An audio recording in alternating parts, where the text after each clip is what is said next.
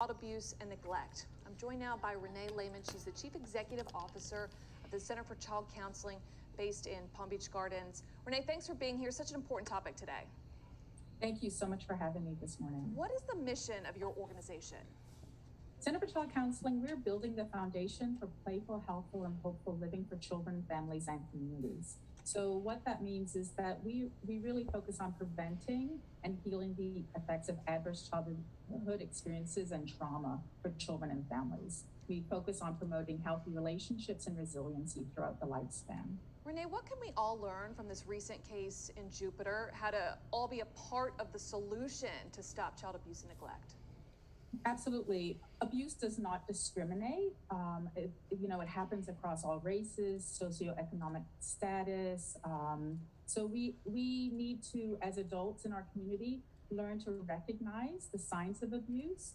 We also need to be trauma-informed in our interactions with children. So any adult caregiver, teacher, police officers, attorneys, we all need to recognize the signs and be able to do something about it. And we can all get involved to do something about it. Next week, a special event. I'm so glad to be involved as the MC. It's called Lead the Fight, Giving Children with Trauma a Voice. Tell us about this event, Renee, and how everybody can and should get involved. Yes, on Tuesday evening at 6, we are hosting a very important conversation with a children's author, Juleus Ghunta. He wrote a book about his experiences as a child with adverse childhood experiences. It's called Rohan Bullkin and the Shadows, a story about aces and hope. And we have a keynote speaker, Benjamin Perks. He's with UNICEF International. And it's a free event.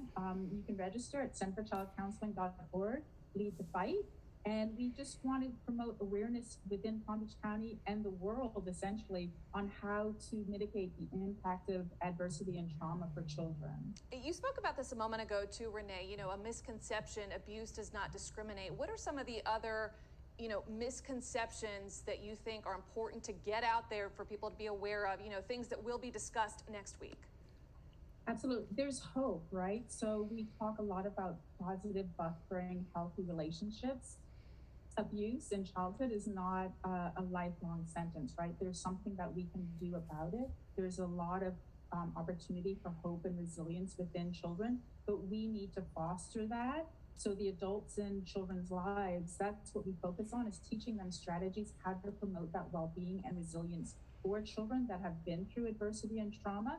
We know the science shows us that adverse childhood experiences can impact us throughout the lifetime and generations. So we're trying to interrupt those cycles of abuse and violence within our community. Renee, I want to put that information up on the screen one more time before we let you go. The details, again, it's free to register. Everyone is welcome to get involved. And Renee, I'm not overstating here when I said, people getting involved in this discussion, could save a life.